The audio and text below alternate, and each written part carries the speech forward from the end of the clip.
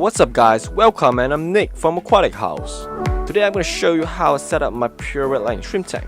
And yes, I've sold all my pure red line shrimps that I had previously, and I'm thinking to get a greater quality. So for those that follow me on Instagram, you most probably seen all my pure red lines. They look gorgeous, but I'm thinking of getting even higher grades. So the first thing I'm placing in is the undergravel filter box. It's a 15 centimeters cube box which came from Taiwan. And the style I'm going to do today is also inspired by the Taiwan Breeders. And for most of the shrimp breeders, they actually uses undergravel filter in all their tanks. Well, not specifically this box, but you see some of them having a divider in between the tanks, having the whole back area becoming their undergravel system, while leaving some space for the front. There's a lot of breeders all around the world, and there's a lot of setups for the shrimps. So this is not necessary to follow, but it's up to you to try out something new, and maybe it will work greater. So who knows? You gotta try to find it out. This is also what I'm gonna try out for this tank and see how well it works for my shrimp. So I've connected the undergravel filter to the inlet, which leads to my mini canister filter sitting beneath this cabinet. So as you can see, I've placed something before I place in the plastic mesh.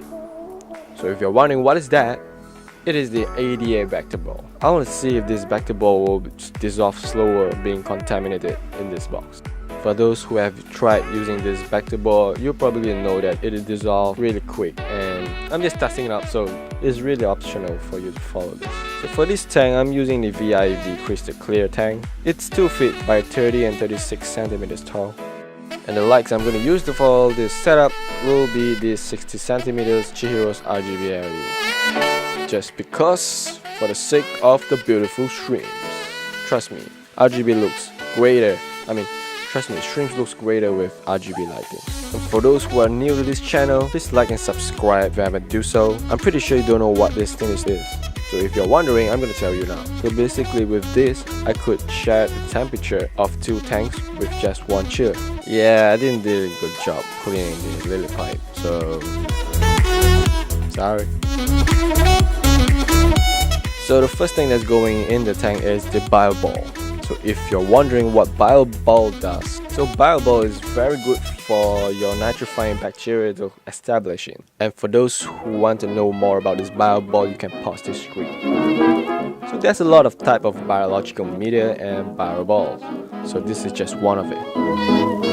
And next up, I'm going to add some ceramic ring that I have laying extra in my cabinet. It's been unused for months, so I'm thinking of just using it as well. It serves the same function for the bacteria to colonize, so it's really beneficial as well. It's really up to you on how you want to differentiate the layer of your undergravel filter. But for me, I'm going to try this out. And if you're wondering what I'm doing, I'm just rearranging ceramic ring to look more clean and neat.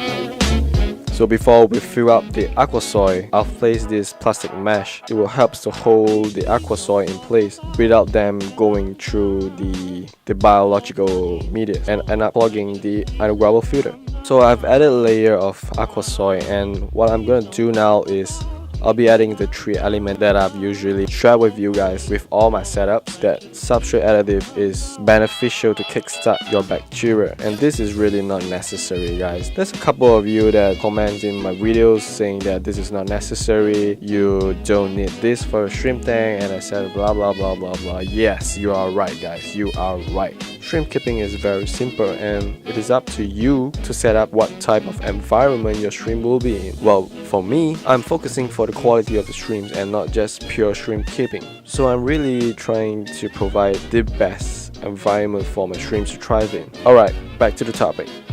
So the 3 substrate additive I'm going to use is the Back to 100, Tourmaline BC, and Clear Super. And I repeat, this is optional. So after the substrate additive, I'll fill the box with more aqua soil before I start filling up the tank. So this is how it looks of the overall. So there's some soil that slipped through the mesh. I think the size of the plastic mesh wasn't really cut accurately, so I guess some of the soil made it through the mesh. But it's okay. As for the base, I'm just gonna lay a very thin layer, maybe just 1 centimeter thick of aqua soil. Why am I doing this is because I believe I could siphon out any debris and any unwanted stuff that is going to be trapped in this aqua soil in the long run. If you can't say anything real nice, it's better not to talk at all is my advice.